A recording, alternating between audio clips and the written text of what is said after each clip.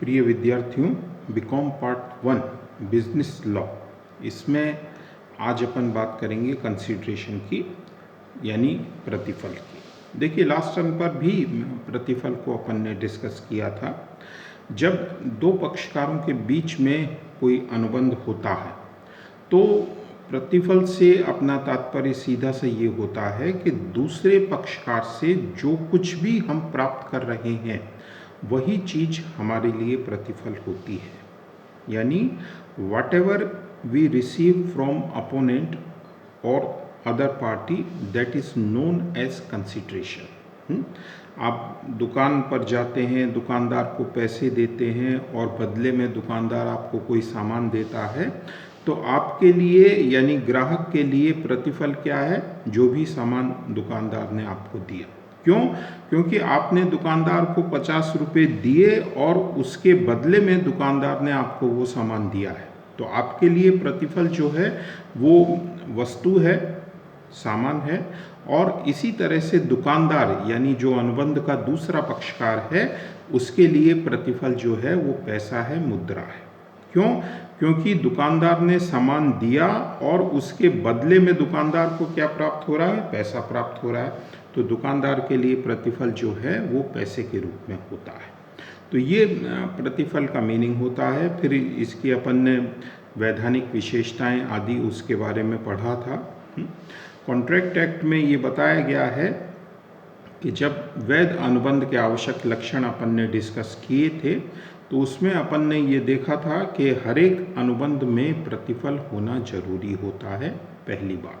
यानी अगर बिना प्रतिफल के कोई आप ठहराव कर लेते हैं तो उस ठहराव को सामान्यतः अनुमति इजाजत नहीं दी जाती है। और दूसरी बात कि केवल प्रतिफल का होना ही जरूरी नहीं है, प्रतिफल का होना ही पर्याप्त नहीं है, बल्कि उस प्रतिफल का वैधानिक यानी लीगल होना भी जरूरी होता है। लीगल से तात्पर्य यह है कि देखिए, ठहराव में प्रतिफल तो है, लेकिन प्रतिफल का स्वरूप इस प्रकार का है कि कानून उसको अनुमति इजाजत नहीं दे सकता है। अनुमति इजाजत क्यों नहीं दे सकता है? तो उसके 5-7 कारण लास्ट टर्म पर अपन ने देखे थे कि कई अवस्थाएं ऐसी हो सकती हैं कि जिनमें ठहराव का प्रतिफल जो है वो अवैधानिक हो जाता है। तो अवैधानिक प्रतिफल की अवस्था में भी हम मानते हैं कि वैध अनुबंध का निर्माण नहीं होता है। तो वैध अनुबंध के निर्माण की दृष्टि से कुल मिलाकर दो बातें हुई प्रतिफल से संबंधित, कि एक तो प्रतिफल का होना जरूरी है, पहली बात, और दूसरी बात कि उस प्रतिफल का वैधानिक लीगल होना भी जरूरी है। वैधानिक लीगल से मतलब ये है कि कानूनी रूप से वो प्रतिफल स्वीकार योग्य हो, यानी न्यायालय उसको इस रूप में स्वीकार करता हो कि उस प्रतिफल की वजह से कानून का कहीं उल्लंघन नहीं हो रहा। अब इसमें देखिए, प्रतिफल में एक और इम्पोर्टेंट छोटा सा टॉपिक आता है, उसके बारे में आज अपन चर्चा करेंगे कि वैसे तो सामान्य नियम ये कहता है कि प्रतिफल का होना जरूरी है, यानी बिना प्रतिफल के ठहराव मान्य नहीं है, स्वीकार नहीं है। लेकिन इसके कुछ एक्सेप्शंस बताए गए हैं, इसके कुछ अपवाद बताए गए हैं। यानी कुछ अपवाद स्वरूप स्थिति ऐसी हो सकती है कि जहां बिना प्रतिफल के भी ठहराव मान्य होता है और उस ठहराव को अनुमति इजाजत दी जाती है। तो ये कौन कौन से एक्सेप्शंस हैं, अपवाद हैं, उनके बारे में आज अपन पढ़ेंगे। तो देखिए, इसमें पहला जो अपवाद एक्सेप्शन बताया गया है वो एक्सेप्शन ये है कि जब निकट संबंधियों में स्वाभाविक प्रेम और स्नेह के कारण कोई ठहराव होता है तो वो बिना प्रतिफल के भी वैध माना जाता है। यानी इसमें 2-3 कंडीशंस हैं, 2-3 बातें हैं। वो बातें अगर पूरी हो रही हैं तो वो बिना प्रतिफल के भी वैध माना जाएगा। जैसे उदाहरण के तौर पर पहली बात इसमें ये कहा गया है कि निकट संबंधी हों। निकट संबंधी से मतलब है या तो उनमें ब्लड रिलेशन है या हस्बैंड वाइफ हैं, यानी एक ही परिवार के, एक ही घर के सदस्य हैं वो, पहली बात। और दूसरी बात कि उनमें स्वाभाविक प्रेम और स्नेह यानी नेचुरल लव एंड अफेक्शन, आपका अपने निकट संबंधियों से, आपका भाई बहनों से, माता पिता से, इनसे क्या होता है, एक नेचुरल लव एंड अफेक्शन होता है, स्वाभाविक प्रेम और स्नेह आप उनसे करते हैं। तो यदि दोनों बातें हैं कि निकट के संबंधी भी हैं और स्वाभाविक प्रेम और स्नेह भी है, और जो ठहराव किया जा रहा है वो लिखित और रजिस्टर्ड रूप में है, तो फिर ठहराव में प्रतिफल की आवश्यकता नहीं है। यानी 3 चीज़ें हो गई कि निकट संबंधी हों, स्वाभाविक प्रेम और स्नेह हो, और ठहराव लिखित और रजिस्टर्ड है, तो वो बिना प्रतिफल के भी वैध माना जाएगा। अब एक उदाहरण आप मानिए, देखिए कि एक हस्बैंड वाइफ हैं, निकट संबंधी हैं, दोनों में आपसी तनाव रहता है, और तनाव की वजह से दोनों ने ये निर्णय किया कि दोनों एक दूसरे से अलग पृथक रहेंगे, और हस्बैंड जो है वो वाइफ को खर्च के लिए 10,000 रुपये पर मंथ देता रहेगा। अब ये ठहराव को हम अनुमति इजाज़त नहीं दे सकते हैं, हालांकि ये लिखित भी है, रजिस्टर्ड भी है, निकट संबंधी भी हैं, लेकिन इसमें नेचुरल लव एंड अफेक्शन नहीं है। क्यों नहीं है कि आप तो लड़ाई की वजह से या तनाव की वजह से एक दूसरे से अलग हो रहे हैं, तो नेचुरल लव एंड अफेक्शन वाली बात कहाँ रही? तो इसलिए हम इस ठहराव को अनुमति इजाज़त नहीं दे सकते हैं। फिर इसमें दूसरा जो एक्सेप्शन आता है, अपवाद आता है, वो ये आता है कि यदि कोई व्यक्ति स्वेच्छा से कोई कार्य करता है और स्वेच्छा से कार्य करने के परिणाम स्वरूप दूसरा व्यक्ति उसकी क्षतिपूर्ति यानी कंपनसेशन की बात कहता है, तो ये कंपनसेशन जो है वो बिना प्रतिफल के भी वैध अनुबंध में परिवर्तित हो जाता है।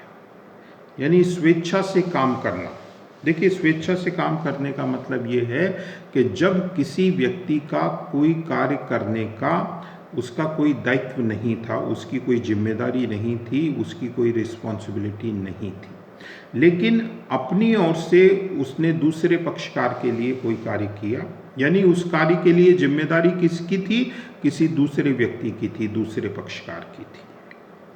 आप अगर वो कार्य नहीं करते, जब भी कोई असर, कोई प्रभाव नहीं पड़ता, लेकिन आपने अपनी ओर से कोई कार्य किया दूसरे के लिए, और दूसरा व्यक्ति आपके उस कार्य से प्रसन्न होकर, खुश होकर आपको कोई कंपनसेशन या क्षतिपूर्ति या कुछ भी देने की बात कहता है, तो यहाँ देखिए प्रतिफल नहीं है, उसके बावजूद ये वैध माना जाता है।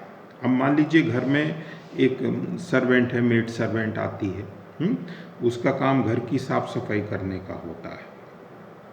अब वो मान लीजिए आपके छोटे बच्चे की भी देखभाल करने लग जाती है, उसको भी रखती है, उसको मालूम है कि मैडम जो हैं वो स्कूल जाती हैं और 2 घंटे बच्चा अकेला रहता है, तो वो 2 घंटे आपके बच्चे की देखभाल कर रही है। हालांकि आपने उस काम के लिए उसको नहीं रखा है, उसका काम जो है घर की साफ सफाई तक ही सीमित है, लेकिन वो अपनी ओर से कोई काम कर रही है, और आप बाद में उसके उस काम से खुश होकर कि भाई तूने 15 दिन बच्चे की देखभाल करी, तो उसके बदले मैं तुझे 5,000 रुपये दूंगी, या इस तरह के कोई वचन या बात कही जाती है, तो ये बिना प्रतिफल के भी वैध की श्रेणी में आता है। क्यों आता है? क्योंकि एक व्यक्ति ने स्वेच्छा से कोई काम किया, बिना अपने कर्तव्य के काम किया, और दूसरा व्यक्ति उस कार्य के बदले उसे क्षतिपूर्ति देने की बात कह रहा है, तो ये बिना प्रतिफल के भी वैध माना जाता है। फिर तीसरा इसमें आता है अवधि वर्जित ऋणों के भुगतान के संबंध में वचन। अवधि वर्जित ऋण, या अंग्रेजी में अपन इसको बोलते हैं time barred loan. Time barred loan को आप सरल शब्दों में इस रूप में समझिए कि ऐसा लोन जो बेड डेट्स हो चुका है, डूबत ऋण हो चुका है, और बैंक ने या वित्तीय संस्था ने ये मान लिया है कि इस ऋण का पैसा जो है वो अब वापस नहीं आना है, ये पैसा डूब चुका है। तो जब आप किसी ऋण को अवधि वर्जित ऋण मान लेते हैं, तो इसका तात्पर्य ये हुआ कि बैंक ने वो एक तरह से पैसा डूबत खाते में ट्रांसफ़र कर दिया और वो आपका अकाउंट जो है, आपका अनुबंध जो है वो एक तरह से समाप्त हो गया जो बैंक के साथ आपका था। लेकिन कई बार क्या होता है कि जो ऋणी पक्षकार है जिसने लोन लिया है उसकी स्थिति बाद में मान लीजिए सुधर जाती है, आर्थिक रूप से वो संपन्न हो जाता है, तो वो अपने लोन को चुकाने के संबंध में बैंक से कहता है कि साहब अब मेरी हालत ठीक है और मैं अपने लोन का पेमेंट करना चाहता हूँ। वो पेमेंट चाहे वो आंशिक रूप से करना चाहे या पूरे लोन का करना चाहे, यानी 1 लाख का लोन था और वो कहता है कि साहब 1 लाख तो मैं नहीं चुका सकता हूँ लेकिन 70,000 रुपये मैं इसमें से चुका सकता हूँ।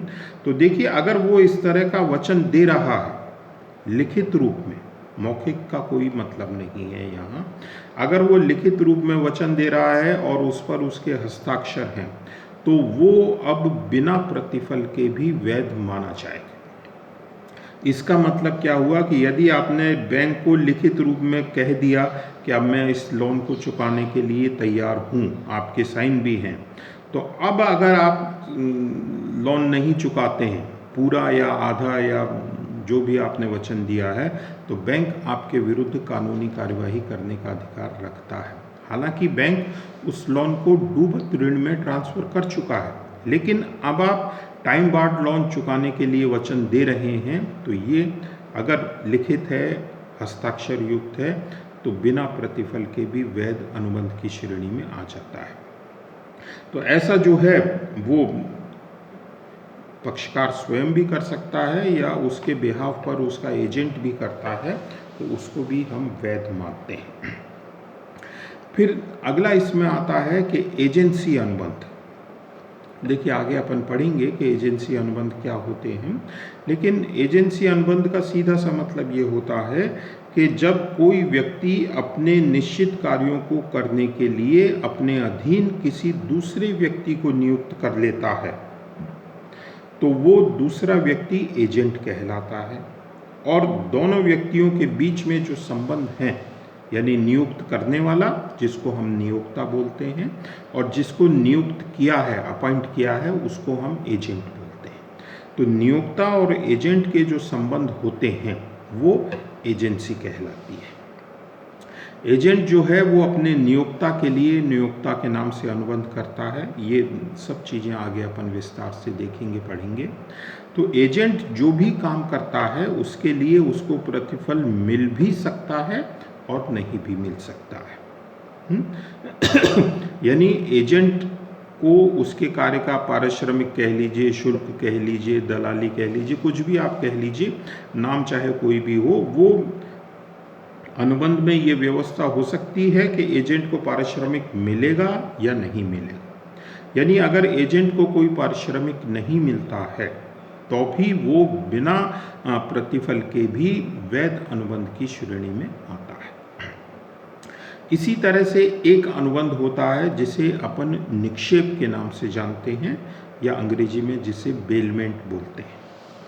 बेलमेंट का मतलब या निक्षेप का अनुबंध अर्थ क्या होता है कि जब आप अपनी कोई वस्तु या संपत्ति अस्थायी तौर पर टेम्परेरीली किसी दूसरे पक्षकार को सौंपते हैं किसी खास उद्देश्य से, खास मकसद से, और जब वो उद्देश्य पूरा हो जाता है या निश्चित टाइम पूरा हो जाता है तो आप अपनी वस्तु को वापस प्राप्त कर लेते हैं। ये निक्षेप होता है। आपने अपने मित्र को बाजार जाने के लिए अपनी मोटरसाइकिल दी, तो ये क्या हुआ, आपका और आपके मित्र के बीच में एक निक्षेप अनुबंध हुआ।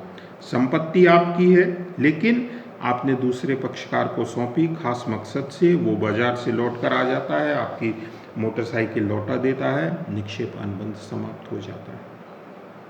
तो निक्षेप अनुबंध में भी प्रतिफल का होना जरूरी नहीं होता है। देखिए आप अपने मित्र को पढ़ने के लिए 7 दिन के लिए अपनी कोई किताब देते हैं, तो ये कैसा निक्षेप है कि जिसमें कोई पारिश्रमिक नहीं है, आप मित्र से कोई किराया थोड़ी लेते हैं किताब का 7 दिन का। तो ये निशुल्क निक्षेप होता है, और निशुल्क निक्षेप का मतलब यही है कि उसमें प्रतिफल नहीं है। तो ये बिना प्रतिफल के भी वैध माना जाता है। और इसमें फिर लास्ट एक्सेप्शन अपवाद ये आता है दान या भेंट, यानी गिफ्ट, डोनेशन एक्सेट्रा।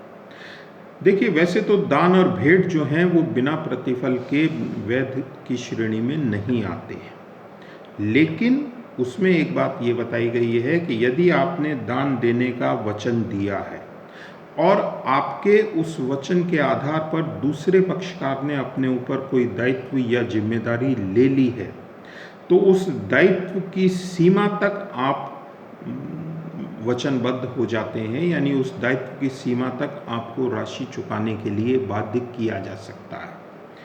एक सेठ जी एक स्कूल में जाते हैं और वहाँ स्कूल के फंक्शन में घोषणा कर देते हैं कि साहब मैं 1 लाख रुपए जो है एक कमरा बनाने के लिए दान दूंगा। अब देखिए सेठ जी की इस घोषणा के आधार पर स्कूल ने जो है वो कंस्ट्रक्शन का काम आरंभ कर दिया और स्कूल ने मान लीजिए 60,000 रुपये जो है कमरे के निर्माण पर खर्च कर दिए, किस उम्मीद में कि सेठ जी से हमको 1 लाख रुपये प्राप्त हो जाएंगे। तो यानी जिस सीमा तक दूसरे पक्षकार ने, स्कूल ने अपने ऊपर कोई दायित्व ले लिया है, तो उस सीमा तक वो दान देने की घोषणा करने वाले पक्षकार यानी सेठ जी को बाध्य करने की स्थिति में होता है और उनसे राशि प्राप्त करने का अधिकार रखता है, यानी वो बिना प्रतिफल के भी वैध की श्रेणी में आ जाता है। तो ये इसके कुछ एक्सेप्शंस अपवाद बताए गए हैं कि जहाँ बिना प्रतिफल के भी अनुबंध जो है वो वैध बन जाता है।